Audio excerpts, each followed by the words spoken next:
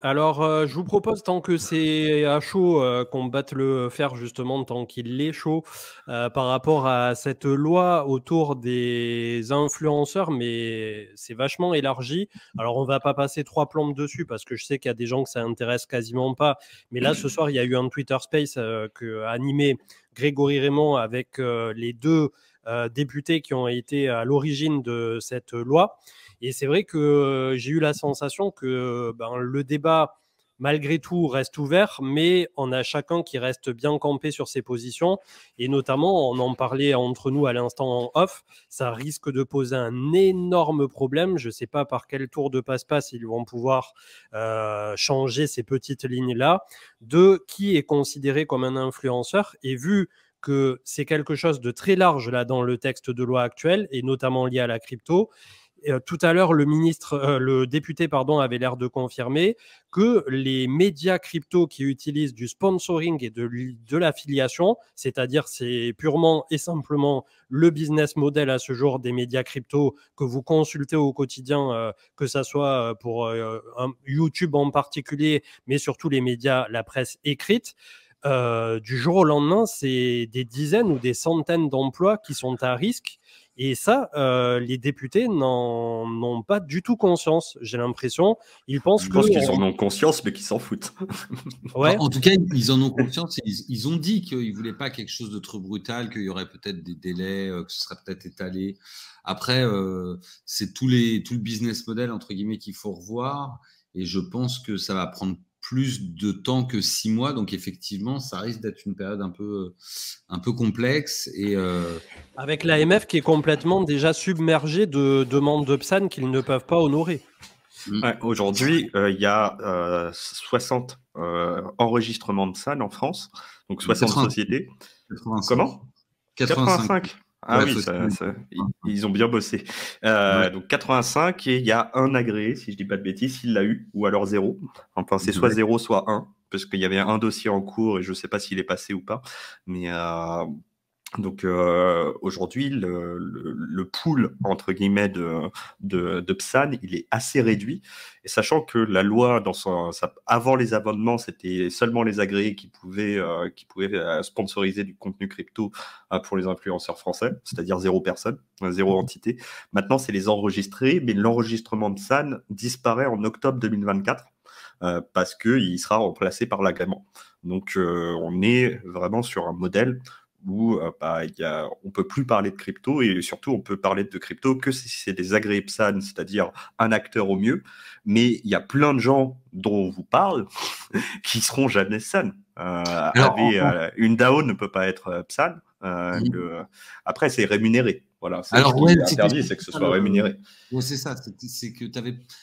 il a bien comment dire, insisté là-dessus. Il a insisté sur le fait qu'on était quand même, jusqu'à preuve du contraire, en démocratie, avec une certaine liberté d'expression, et qu'on pouvait parler de crypto, que là n'était pas le problème, que le problème était de parler de contenu sponsorisé d'entreprises qui ne seraient pas enregistrées. Et ça, le souci qui se pose immédiatement, c'est qu'on a des licornes, Ledger, Sorare et tout ça, qui ne le sont pas et qui n'ont pas pour vocation à l'être PSAN. Oui, mais tu ne vends pas des actions Ledger, tu ne vends pas des tokens Ledger. Ah, mais Ledger, j'ai un lien d'affiliation Ledger, il y a un lien d'affiliation Sorare, on rentre tout à fait dans la case de ce qu'ils veulent target. Exactement. Et un lien d'affiliation Ledger, les gars, ça soutient la chaîne, ça vous coûte pas plus cher sur le Ledger, et en fait c'est un peu gagnant-gagnant, quoi. Parce que au final, qui est perdant dans le fait d'acheter un Ledger? Et c'est un produit qu'on vous recommande, mais sans hésiter. Parfois on gueule sur l'entreprise Ledger, mais les produits Ledger, je sais pas qui on scam quand on dit aux gens de faire leur devoir et d'acheter un hardware wallet. Et ça, ce sera illégal de balancer le lien. On aura juste le droit de dire il y a le code de promotion, mais surtout ne passez pas par mon lien. Non, mais franchement, c'est un peu tiré par les cheveux. Il va te rester que la possibilité de dire bon, allez sur des exchanges centralisés, faites des leviers x 125 et ça va bien se passer. ou pas. Ouais, après, c'est con parce que c'est beaucoup trop restrictif en plus par rapport à ce qui se fait, notamment sur le sol français, puisque globalement, c'est déjà un débat qu'on avait eu entre nous régulièrement sur la chaîne. Il y a quand même peu d'entités et peu de médias français sur le sol français aujourd'hui, de même que les entreprises crypto, blockchain, qui sont restés sur le sol français et comme c'est ce que dit souvent Owen avec Meria ou les autres startups, c'est la grosse galère de rester en France et d'entreprendre. Donc déjà, tu prends le parti de te dire, ok, on reste, c'est dur, on s'enregistre PSAN et l'enregistrement PSAN, en plus tout à l'heure, ça n'a pas du tout été évoqué, mais c'est loin d'être une promenade de santé. C'est pas tout et n'importe qui peut arriver et prétendre à avoir un enregistrement PSAN. Même les gros, même les plus gros comme Binance, Crypto.com, Swissborg et tout, ils ont mis 1 an ou 1 an et demi à l'avoir. C'est pas un truc que tu as en claquant des doigts. Donc, sachant que CM, l'enregistrement de PSAN, c'est une promenade de santé comparée à l'agrément. Puisque l'agrément, c'est beaucoup, beaucoup plus complexe et il faut des choses qui, sur le papier, ne sont pas accessibles, comme des sociétés d'audit sur les comptes, des preuves de cybersécurité. Et aujourd'hui, il n'y a aucune entreprise qui veut travailler avec les cryptos pour faire ce genre de choses. Donc, en fait, sur le papier, c'est impossible. Et c'est pour ça que le nombre, c'est soit 0, soit 1. Et je crois que c'est AXA qui était en cours d'enregistrement. Je crois qu'ils avaient fait une annonce là-dessus, mais on n'est pas sur une petite start-up crypto là. En gros, le fin mot de l'histoire par rapport aux agréments, parce que c'est un peu tourné sur fond de il faut que tu aies les reins suffisamment solides pour pouvoir quasi avoir une validation qui serait au niveau d'une licence bancaire en France et voire en Europe. C'est qu'un AXA ou un BNP, c'était Société Générale avec Forge. Exactement. Eux, ce sera probablement le deuxième agré. Voilà, eux, ils vont avoir la possibilité d'avoir ça. Et inutile de te dire que AXA ou Société Générale, ils vont pas venir voir des petits influenceurs pour leur dire OK, faites de la promotion pour AXA ou pour Société Générale. Donc en fait, tu fermes le robinet.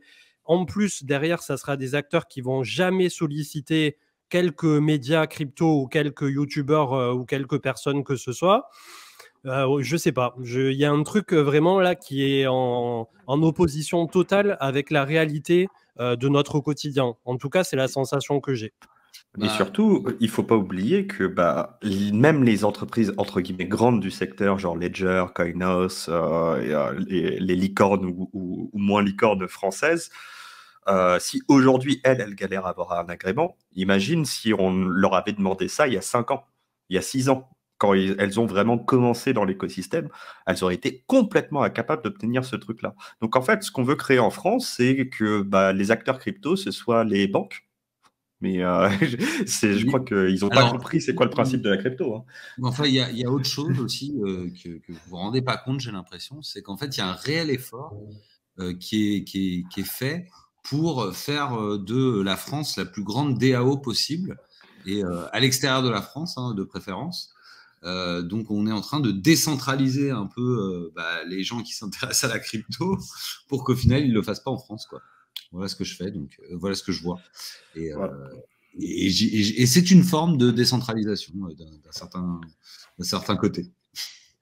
Alors, pour la chaîne, on ne fait pas de contenu sponsorisé sur Twitch. Ça a dû arriver 3 ou 4 fois en 3 ans. Donc, clairement, a priori, loi ou pas loi, ça ne va pas changer la chaîne Twitch.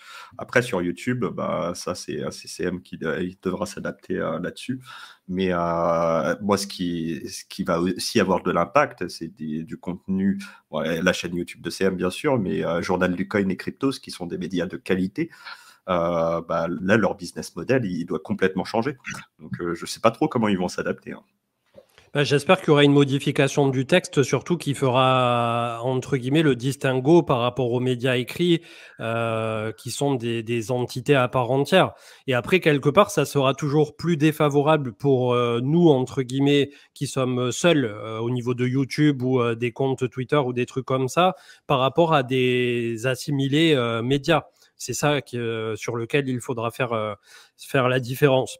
Bon, je pense qu'on a à peu près fait le tour pour ça. Ça fait déjà un petit quart d'heure qu'on est en live. Dans tous les cas, ça va passer en commission là dans les prochains jours et derrière, on va voir ce qui va en ressortir puisque le système législatif français et tout ça est relativement tortueux aussi. Donc, on peut avoir pas mal de revirements de situation en cours de route. Je pense aussi à un des sujets qui était le plus chaud là, de aujourd'hui même. On avait CZ, Binance, qui se prend un shoot au niveau des États-Unis. C'est probablement aussi la cause de ce qui a fait dévisser un peu les marchés aujourd'hui. D'ailleurs, je crois que j'ai sauvé le long de Manu. Hein. Moi, je vous dis, il y a beaucoup d'indicateurs en crypto. Il y a le RSI, il y a le MACD, il y a ce que vous voulez. Mais le meilleur indicateur, ça reste quand même le bit de CM. Quoi. Donc, vous avez un petit message de CM, vous lui envoyez un petit « Bon, comment ça va ?» Je sais pas, j'ai un peu mal au bid là aujourd'hui. Vous savez qu'il faut sortir de vos positions. Envoyez des messages privés à CM pour lui demander si son transit va bien. Voilà, vous envoyez 3615 Mecta et en général.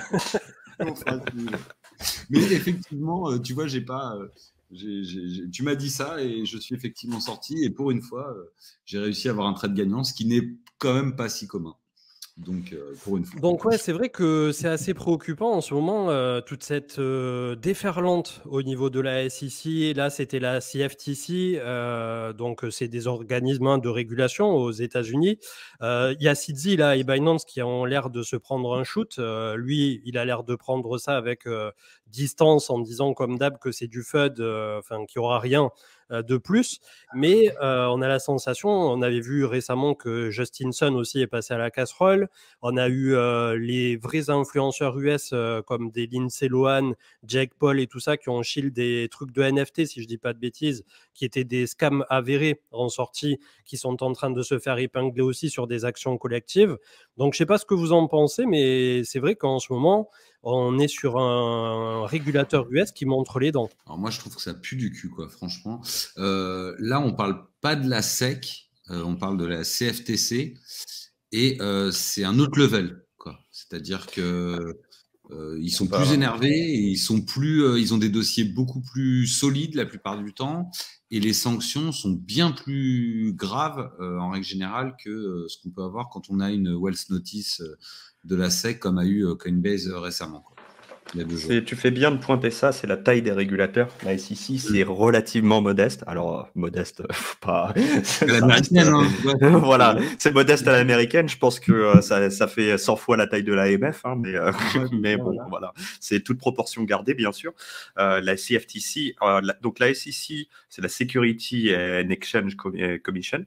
Donc, ça s'occupe de ce qu'on appelle les sécurités, donc les contrats d'investissement et je ne saurais pas très bien le traduire en français, vous devez me pardonner là-dessus.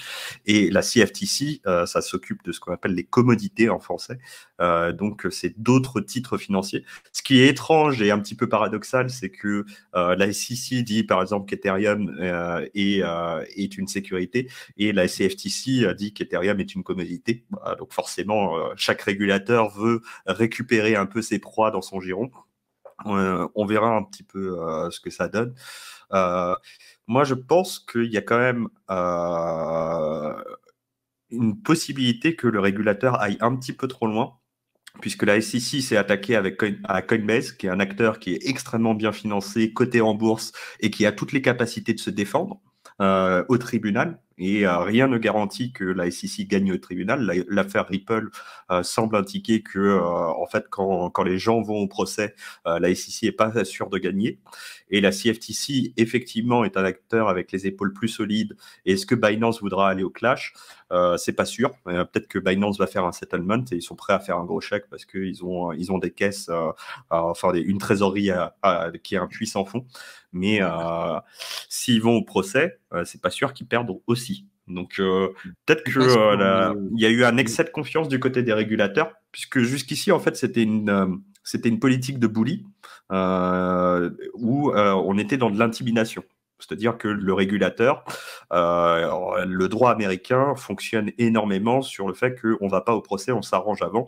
C'est ce qu'on appelle de l'arbitrage. Et il y a des settlements, donc désolé pour les termes français là-dessus aussi, mais il y a des conciliations avant que le procès ait lieu, et généralement les acteurs payent une amende, plaident, admettent une partie de leur culpabilité, et puis on se serre la main et on passe à autre chose.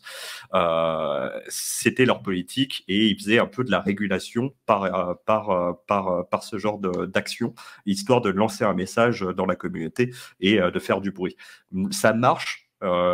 Être un bully, ça marche jusqu'au jour où on embête la mauvaise personne et il y a une personne qui se défend. Et généralement, les bullies terminent tous de la même manière, c'est que ils prennent la confiance, ils s'attaquent de plus en plus gros. Et puis à un moment, je pense que Coinbase va aller au procès, et je suis assez optimiste sur leur chance de gagner là-dessus.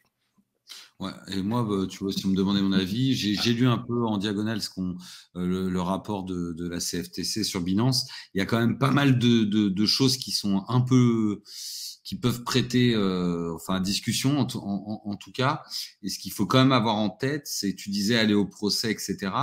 Mais par exemple, une perte d'un procès pour Binance, ça peut être synonyme de rembourser tous les clients qui ont fait des futurs sur Binance depuis 2017 et qui ont été liquidés, par exemple. Donc, autant vous dire qu'une perte d'un procès tel que celui-ci signifie la mort de Binance aux USA, ça c'est sûr, et ça c'est déjà quasiment acté avec le procès. Et après, je ne sais pas comment ça se passe, mais en règle générale, avec l'extraterritorialité du dollar, etc., je pense quand même on est sur quelque chose d'assez gros là.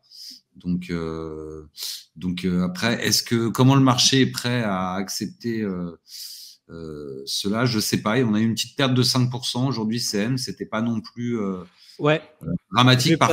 Je vais peut-être repartager mon chart rapido. Ouais, vas-y. Mais par contre, on a eu un nombre d'outflows de Binance qui est supérieur à ce qu'on a eu récemment avec le FUD récent, de ce que j'ai cru voir sur un diagramme. Alors, je ne sais plus où est-ce que je l'ai vu. Mais en tout cas, ça a sorti des fonds, quoi. Il n'y a pas de raison particulière de sortir de Binance, là. Clairement. Non, c'est pas un risque. Ça va prendre des années, de toute façon. Ouais, donc, il y a toujours un risque avec les échangeurs centralisés, mais je vois pas de lien de cause à effet entre ce qui se passe maintenant et un possible risque dans le fait d'avoir des fonds sur Binance. Après, on vous invite très fortement à avoir des hardware wallets et à posséder vos propres clés. Mais ça fait longtemps qu'on vous le dit sur la chaîne et on continuera de vous le dire. Ça peut avoir un effet quand même sur le BNB, oui. À la hausse, comme à la hausse, etc., comme à la baisse. Ça risque d'augmenter la volatilité sur le BNB pour nos chers BNB holders. Donc là, au niveau du cours, après un double échec autour de 28 800, et c'est justement ce que je t'avais dit la fois où on en discutait là, il y a 4 ou 5 jours, parce que j'avais vu ma publication, c'était du 23 mars, mais c'était une communication quasi en DM, donc voilà, c'était entre nous. Donc autour de 28 800, on avait eu ce double échec quand on regardait comme ça. Et là, personnellement, ce que je vise et qui serait juste parfait, en fait, ça serait un retour ici autour de 25 200, 25 300. On a la moyenne mobile 20 périodes qui nous attend journalière, et surtout, on a ce creux du volume profile qui nous en fera un support relativement fort, puisque depuis la sortie ici des 25 000, on n'est pas revenu s'appuyer sur cette zone. Donc vraiment, on a quand même toujours du volume qui est exécuté.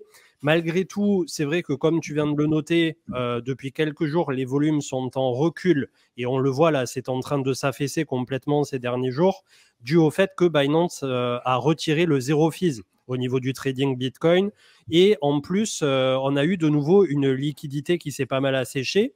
Et pour toujours faire la jonction avec ça, c'est peut-être ce qui a provoqué l'autre jour une panne généralisée d'une trentaine de minutes à 1 heure du côté de Binance, avec l'arrêt du spot pur et dur et des dépôts et des retraits.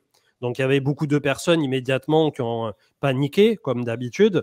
Mais c'est vrai que, à ce jour, dans quelle mesure peut-on faire totalement confiance aux échangeurs centralisés, c'est là aussi où on doit finement placer ce curseur. Ouais, on peut juste resituer aussi Binance dans le space. Binance, c'est 120 millions de clients, il me semble, de comptes, dont la moitié ouvert par Sisi. Mais bon, on ne le dira pas.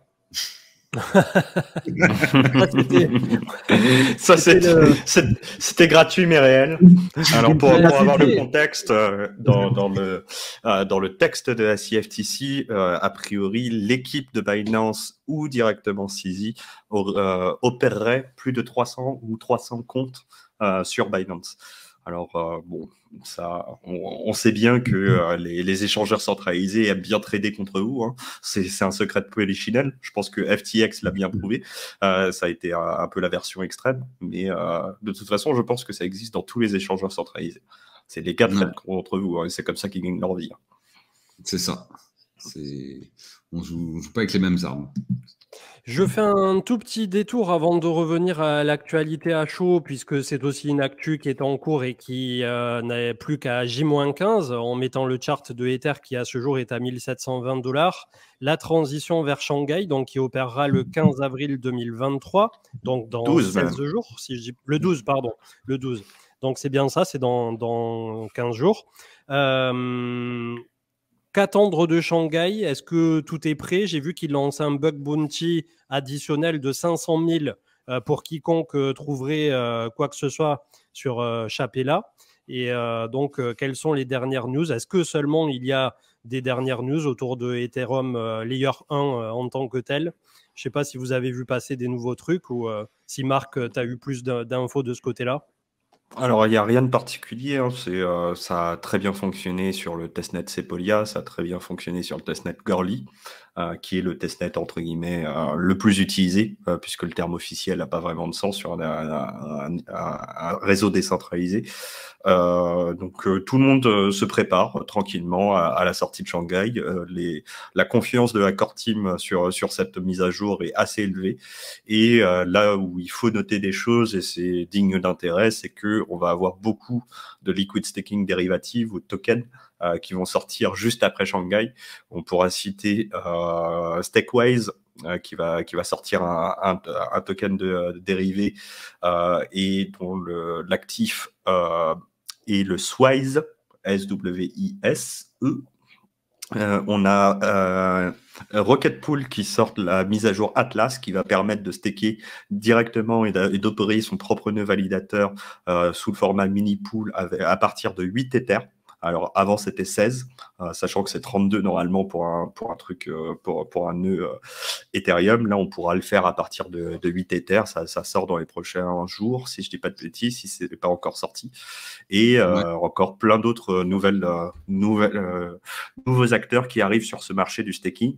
La seule chose que j'ai à dire là-dessus, c'est que très probablement, les parts de marché de Lido vont être très fortement concurrencées par ces nouveaux acteurs qui vont venir faire concurrence sur la technologie, qui vont venir faire concurrence sur la possibilité de staker plus ou moins d'Ether, qui vont venir en concurrence aussi sur les fees qu'ils prennent.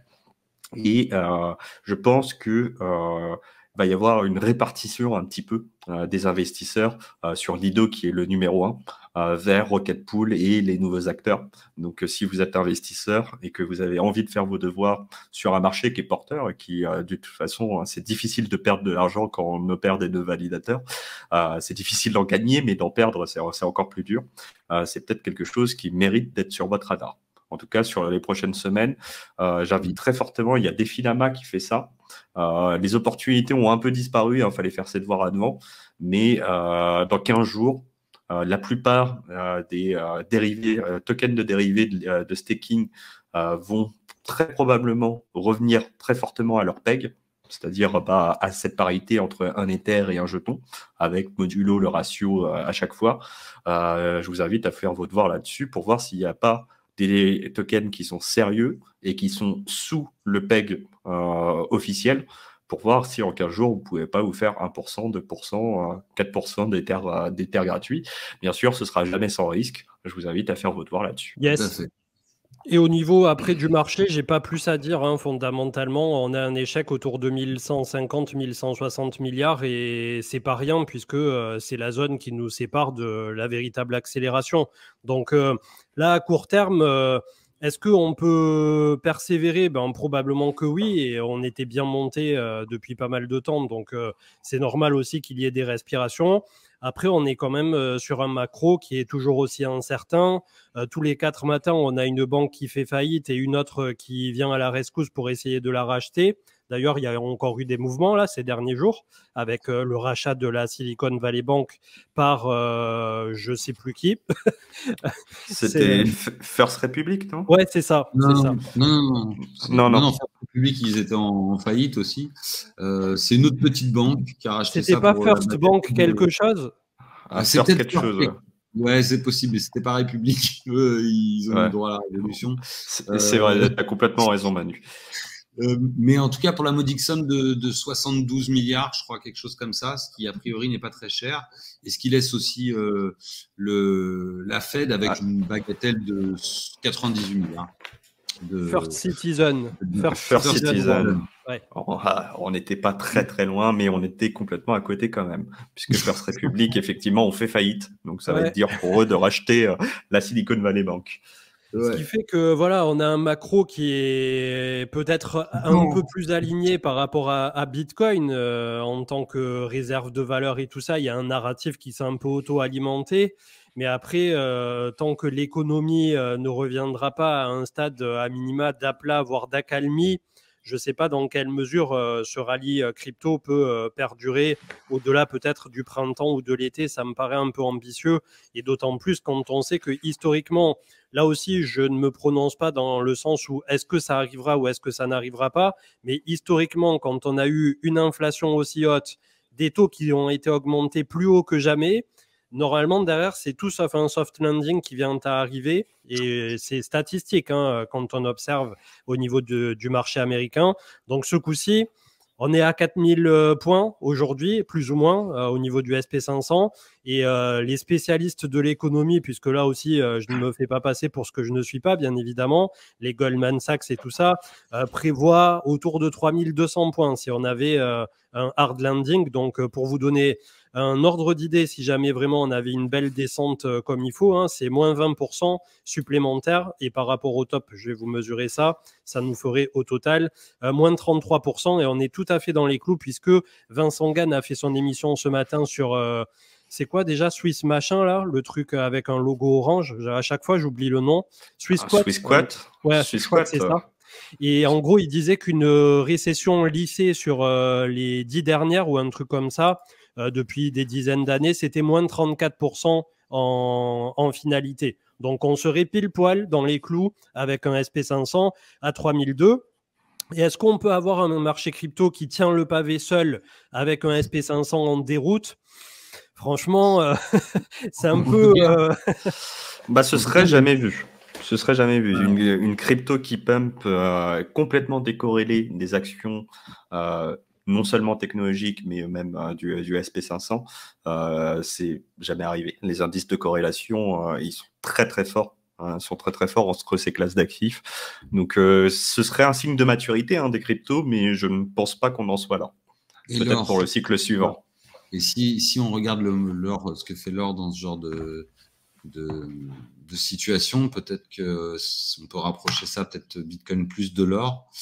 En tout cas, on a l'ancien CTO de Coinbase qui nous a vendu du rêve en nous disant que Bitcoin a 1 million dans 90 jours. Ouais, je pense qu'il avait un bon buvard ce jour-là, mais... Je sais pas, mais en tout cas, j'ai peur que ce soit vrai. Je te jure que j'ai pas envie, quoi. Le truc, c'est que faut faire très attention à ce qu'on souhaite.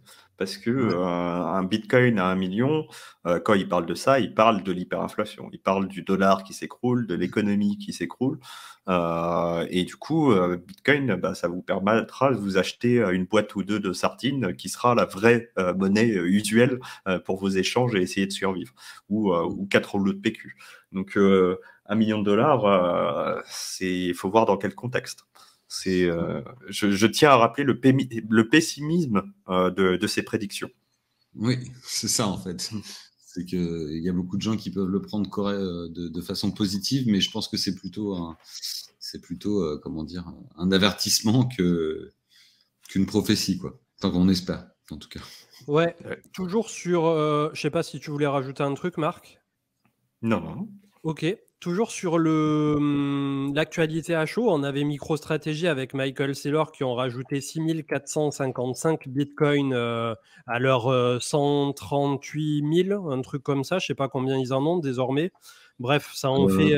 200 000, 188 000 ou 192 000, je crois. Ça va, c'est correct. Ce qui fait que j'avais jamais vu ça comme ça, mais indirectement, c'est vrai que ça fait sens. Il y a des personnes qui disaient qu'ils s'exposent à MicroStrategy comme si c'était devenu presque un micro-ETF sur Bitcoin, tellement MicroStrategy est englué en BTC avec des emprunts en Bitcoin. D'ailleurs, il a failli avoir un drame à un moment avec la faillite de Silvergate, puisqu'ils avaient emprunté en déposant du Bitcoin d'autres Bitcoins. Donc, il était en train de faire une boucle, le mec, chez Silvergate. Donc, là, ils sont passés pas loin du drama. Ouais, mais je crois qu'il a fait, si je dis pas de bêtises, il a fait une excellente affaire dans l'opération, puisque je crois qu'il a pu racheter sa dette à 25% de discount. C'est ça, c'est ce que j'ai lu tout à l'heure, ouais. Et donc, on parle de plusieurs millions de gains potentiels. Donc, vraiment, c'était le trade d'une vie. Donc, et apparemment, pas du tout pour la banque qui a perdu des millions dans l'histoire, mais pour lui, c'était le trade d'une vie. Apparemment, c'est avec ce pognon qu'il est en train de racheter aussi. Lui, il est vraiment, pour le coup, on peut dire le mot matrixé, tu vois. Il est... Ouais. Après, il s'est ridiculisé récemment sur Twitter en disant un peu n'importe quoi sur le hash rate et les mineurs et la sécurité de Bitcoin. Mais en même temps, c'est pas un développeur, c'est pas quelqu'un de technique, c'est un investisseur qui a une certaine vision. Et voilà, il prend son pari. Et en fait, ce qui est très important, c'est de comprendre que ce type d'acteurs, ce sont des acteurs long terme. Donc ça sert à rien de dire oh là là, Saylor il est en train de gagner de l'argent, oh là là il est en train de perdre de l'argent. On fera le bilan dans 5 ans, on fera le bilan dans 10 ans parce que c'est les horizons de temps qui intéressent ce type d'acteurs. Historiquement, dans 5 ans, dans 10 ans, soit le Bitcoin ça vaut 0, soit ça vaut beaucoup plus que maintenant. Donc il prend son risque, c'est un investisseur, il a fait ses devoirs et à lui d'assumer ses choix. Ouais, tout à fait. En tout cas, c'était plus 138 000, j'ai vu dans le chat. Ouais, je crois que c'était ça. Ouais, 200 000, c'est aux alentours de 198 000, je crois, c'est le nombre de bitcoins détenus par le gouvernement américain. J'ai vu les deux chiffres dans la journée, et de toute façon, il n'y aura pas de compromis par rapport à sa position. C'est soit un jour le BTC va plus bas que là où on était allé sous les 15 000 et le mec il finira dans le caniveau. Il n'aura aucun moyen de redresser la barre derrière à partir du moment où il aura des positions qui sautent ou des trucs comme ça. De toute façon, déjà de base, d'avoir mis tout cet argent en mode all-in, c'est pour moi, c'est l'œuvre un peu d'un fou quelque part par rapport à MicroStrategy. Il n'y a strictement aucune gestion ou quoi que ce soit derrière. Et apparemment, lors de la bulle Internet, quand on creuse un peu le sujet, il avait déjà fait le coup sur des investissements complètement barges qu'il avait foutu à moins 95 ou je ne sais pas combien. Enfin bref, c'est quelqu'un qui a toujours fait ça. Et là, c'est le pari d'une vie à nouveau avec les milliards de MicroStrategy, quoi. Donc... je sais pas. Peut-être que plus tard, ça sera l'homme le plus riche de la planète, hein, mais c'est ça. Il prend son pari. Les marchés financiers, ils feront ce que font les marchés financiers. Et dans 5 ans, dans 10 ans, on parlera de lui comme d'un génie visionnaire ou comme d'un abruti dont on se moquera.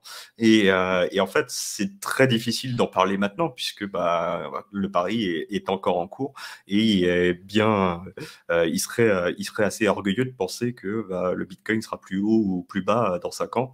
J'ai ma petite idée. Je pense que ce sera plus haut qu'aujourd'hui, voire beaucoup plus haut qu'aujourd'hui. Mais peut-être que je me trompe et c'est pas à nous de décider de ça. Ouais, on pourra, je pense, clôturer autour du sujet avec la bonne réflexion de DetherUp. Si BTC va à 200 000, est-ce qu'on peut dire que c'est leur moon? Magnifique. On applaudit. Ouais. Allez, merci, bonsoir, au revoir. Je voulais aussi vous parler Je voulais vous parler de Arbitrum. Comment avez-vous vécu l'arrivée du token tant attendu? Est-ce que l'action de prix et la valorisation à ce jour, avec à peu près un peu plus d'1 milliard qui ont été release, 1,2 milliard, ça fait 11 ou 12%, je crois, du total supply. Comment voyez-vous le futur d'Arbitrum? Est-ce que ça vous a plu, la façon dont c'est arrivé au marché? Comment vous l'avez ressenti? Je te laisse parler, Manu. En tant que farmer. Moi, je l'ai farmé, je l'ai dump vraiment proprement. Donc, je suis assez fier. J'en avais pas beaucoup d'un autre côté, et puis je compte les racheter un petit peu plus bas. Donc, je suis quand même un petit peu déçu par l'action de prix. Je trouve que ça ne dump pas assez. Je vois qu'il y a des portefeuilles qui accumulent de façon assez importante. Alors, j'ai pas été regarder combien de pourcentage de l'airdrop a été claim, mais bon, je suis déjà un peu en gain si je rachète aujourd'hui. Donc, on va voir. Mais voilà, l'idée était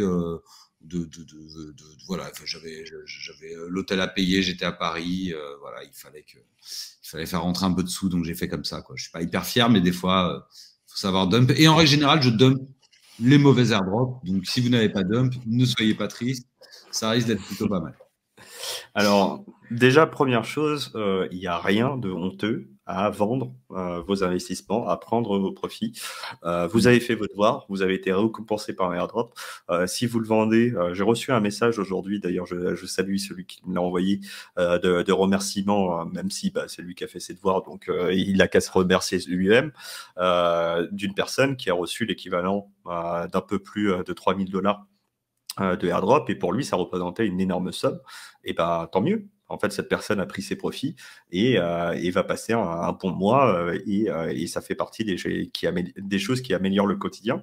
Et c'est tout à fait honorable, en fait. Il n'y a aucun problème à ça.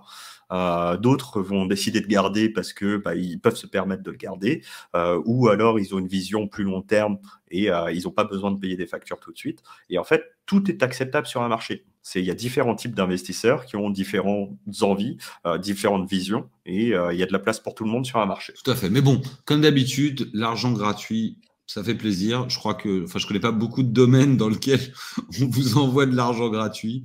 Donc, que vous le gardiez ou que vous le preniez. Puis là, comme vient de dire Marc, c'est 2, 3, parfois un peu plus, des milliers de dollars en bear market.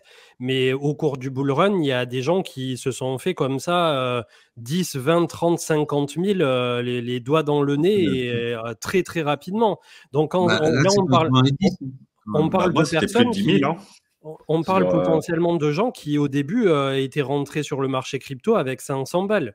Et c'est vrai que là, les airdrops, ça peut faire une différence en termes de capital, mais qui est monumentale. Donc, il y avait Miles Dutcher sur Twitter qui a fait un court trade. Je vous l'ai partagé déjà 2 fois. Vous pourrez le retrouver dans mes tweets à peu près récents en scrollant un peu, qui a fait un résumé des 10 potentiels airdrops sur Zcash ou d'autres trucs dans ce style. Il y avait aussi Sion, dont je t'ai parlé, Marc, récemment en DM. Ça me permettra peut-être d'entamer le sujet d'après. D'ailleurs, on va parler un peu tout en mêlée, je pense, de Zcash ERA, de MetaMask avec le IP 4361.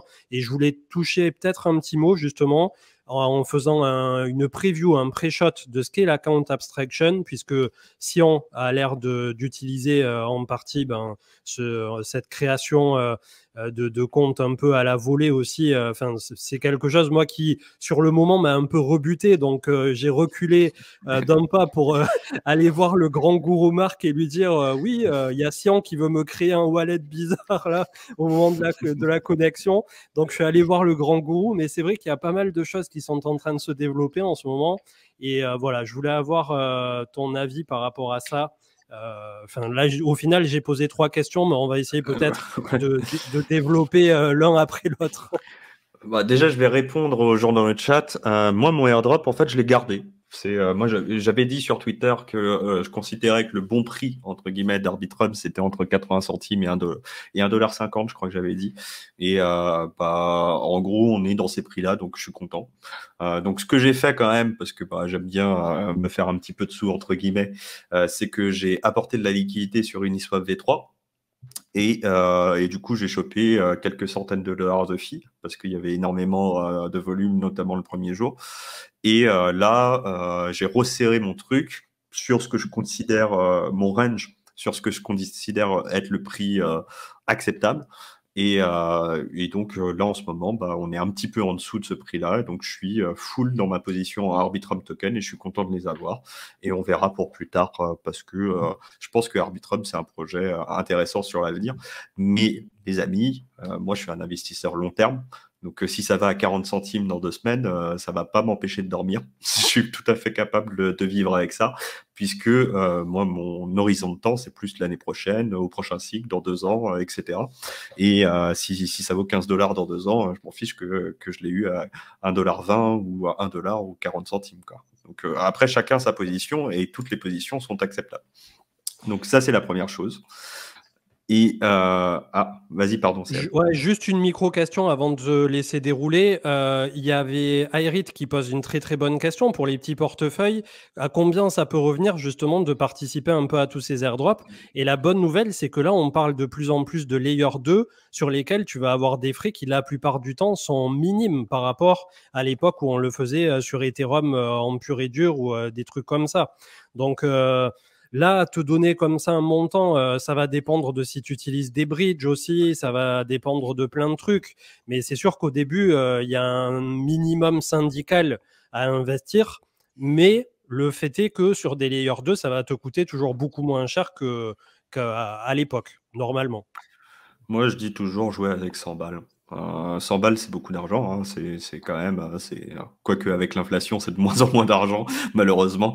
Mais si si vous avez un compte Binance, généralement, vous pouvez retirer sur Polygon sans trop de frais. Et après, depuis Polygon, vous pouvez aller vous promener avec des agrégateurs de bridge comme Jumper.exchange, qu'on vous a présenté plusieurs fois dans l'émission. J'ai tweeté à propos de ça. Et en fait, vous n'allez pas payer les frais de transaction d'Ethereum. Vous allez passer directement de Polygon à Arbitrum, de Arbitrum à Optimism, de Optimism à zkSync. Bon, c'est pas encore disponible, mais ça le sera forcément dans les prochains jours, les prochaines semaines. Et en fait, avec 100 balles, vous avez... Et ce qui est bien avec Jumper.exchange, c'est que vous avez une option. Donc, vous pouvez swapper des tokens et les envoyer sur une autre blockchain. Donc, ça marche comme un bridge, enfin un agrégateur de bridge. Mais vous avez aussi une option pour balancer du gaz. C'est-à-dire que pour toutes ces blockchains, il faut payer les frais de transaction. Donc, parfois, c'est de l'air, de l'Ether. Parfois, c'est du Matic. Parfois, c'est du Avalanche, etc. Et en fait, vous avez l'option de pouvoir échanger des USDC que vous avez sur Polygon directement en ETH pour les avoir sur Arbitrum et payer vos frais de transaction. Donc, franchement, si vous êtes curieux et que vous jouez avec 100 balles, vous n'aurez peut-être pas le maximum des airdrops possibles. Donc, c'était le cas, par exemple, sur Arbitrum. Arbitrum, il fallait déposer une certaine liquidité, fallait faire tout un tas de choses et un certain nombre de fois pour avoir le maximum du airdrop. Mais il y a plein de gens parmi vous, et je les vois dans le chat, qui ont eu les 3000 Arbitrum. Et ça, fallait vraiment juste être présent, quoi. C'est être présent, avoir fait quelques trades et avoir déposé. Et il n'y avait pas de conditions de fond pour que ce soit mis en place. Et ça fait quand même 3000 à 4000 balles selon le prix où vous l'avez vendu dans la première journée, si vous l'avez vendu. C'est pas si mal, hein. Ouais, clairement. Ça fait 2 ans qu'on vous le dit, hein, sur cette chaîne, plus de 2 ans maintenant. Faire ses devoirs, ça paye. Ah oui, et c'est qu'un exemple parmi d'autres. Ouais. Et d'ailleurs, on peut voir, je vois pas mal de ZK-Sync dans le chat, et je pense que ça peut être une bonne cible pour le prochain. Ouais, clairement. Là, de toute façon, les amis, tous les layers 2 vont avoir un token. Il n'y a pas le choix. Et il faut qu'ils prétendent être décentralisés. Ils ont levé auprès d'investisseurs. Les investisseurs, ils veulent revoir leur argent au bout d'un moment. Et ça, c'est normal, hein. C'est notre habile capitalisme. Donc, la seule manière de faire, c'est d'avoir un token. Sauf qu'ils ne peuvent pas faire une ICO. Ils ont déjà levé des fonds et puis avec le contexte de régulation, ça va être compliqué. Donc, comment on fait pour que les tokens arrivent jusqu'aux utilisateurs et que la plateforme soit plus ou moins décentralisée en termes de gouvernance? Eh ben, il n'y a pas 36 solutions. Ils vont faire un airdrop. Et c'est simplement comme ça que ça va se passer. Et ce sera le cas pour tous ces réseaux-là. Donc, le prochain qui est mature, c'est zkSync. Un autre dont personne ne parle, mais pourtant, c'est quand même intéressant de s'y pencher, c'est Scroll, qui est un autre layer 2 qui forcément aura un token à un moment ou à un autre si ce n'est pas déjà le cas. Je crois qu'ils ont déjà un token scroll, non, Manu? Tu sais pas? Non, je sais pas trop. Bon, je sais plus. J'ai un doute là, mais c'est peut-être le token scroll existe, mais ça n'a rien à voir avec le. Moi, je crois qu'il n'avait pas encore. Hein. Ouais, non, je confonds. Ça devait être un truc de défi farming de 2020. Tu sais, j'ai des stress post-traumatiques qui me reviennent de temps en temps de shitcoin qu'on farmait à l'époque. Et ça, c'est clairement, il y aura des tokens. Ça vous coûte pas grand-chose. Pareil, Starknet. Starknet, ils ont dit qu'ils feraient des airdrops que développeurs. Je les crois pas. Moi, je call leur bluff là maintenant. On est en direct. Il y a des gens chez Starkware qui sont francophones. Je call votre bluff, les gars. Je pense que vous mentez effrontément aux gens. Et je vous invite très fortement à utiliser des choses sur Starknet, que ce soit sur le testnet ou le mainnet. Et je suis à peu près persuadé qu'il y aura un airdrop pour les utilisateurs aussi. Et c'est comme ça que ça marche. Et ils peuvent nous dire ce qu'ils veulent. On sait qu'il y aura des airdrops quand même, donc, et on fera en sorte de les avoir. Ce qui me permet de rebondir sur la dernière info, là, tout le monde avait tweeté son petit monolithe pour zkSync ERA. Est-ce que tu peux nous en dire un tout petit peu plus en 2-3 mots autour de l'arrivée de cette fonctionnalité ? Eh ben, c'est zkSync, donc c'est live. C'est un zk EVM, donc comme Polygon.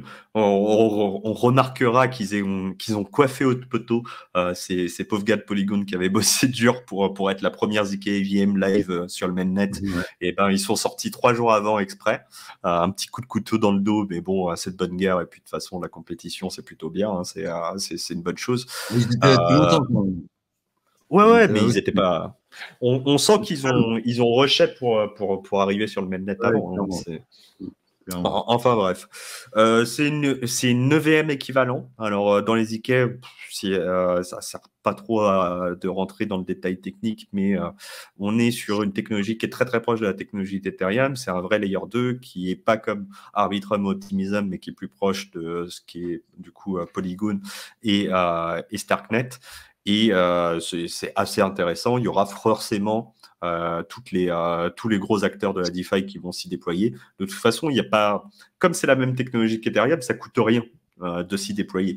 Donc, vous allez voir se déployer sur ces nouveaux réseaux l'ensemble des acteurs que vous connaissez, parce que en fait, pour une plateforme, là, je vais parler pour AV, même si c'est pas moi qui décide chez AV. Hein, on est décentralisé, il y a une DAO, mais nous, on est entre guillemets des vendeurs de pelles et de pioches. C'est-à-dire, les gens déposent leur liquidité, empruntent la liquidité. C'est pas à nous d'être maximalistes et de dire ce réseau est meilleur qu'un autre. Notre boulot, c'est de présenter nos services un peu partout. Et si ça marche, tant mieux. Si ça marche pas, voilà, ça fera un tout petit marché, mais ça nous coûte pas énormément plus cher de déployer sur un nouveau réseau si on est sur la même technologie qu'Ethereum.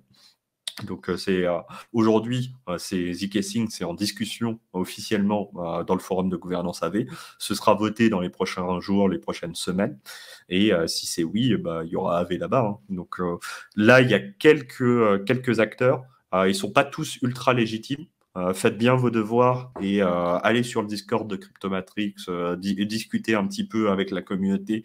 Allez pas dans ces nouvelles terres un peu Far West tout seul si vous êtes peu qualifié techniquement.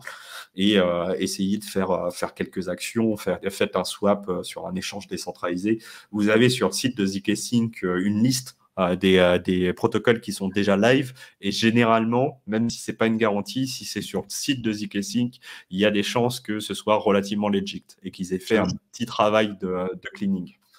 Je vous colle le lien dans le...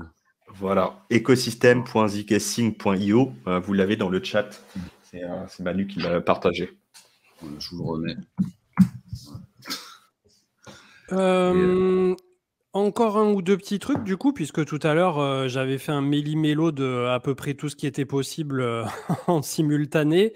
L'arrivée sur MetaMask de l'EIP 4361 qui ajoute une nouvelle manière de s'authentifier pour les détenteurs Ethereum, sign in with Ethereum.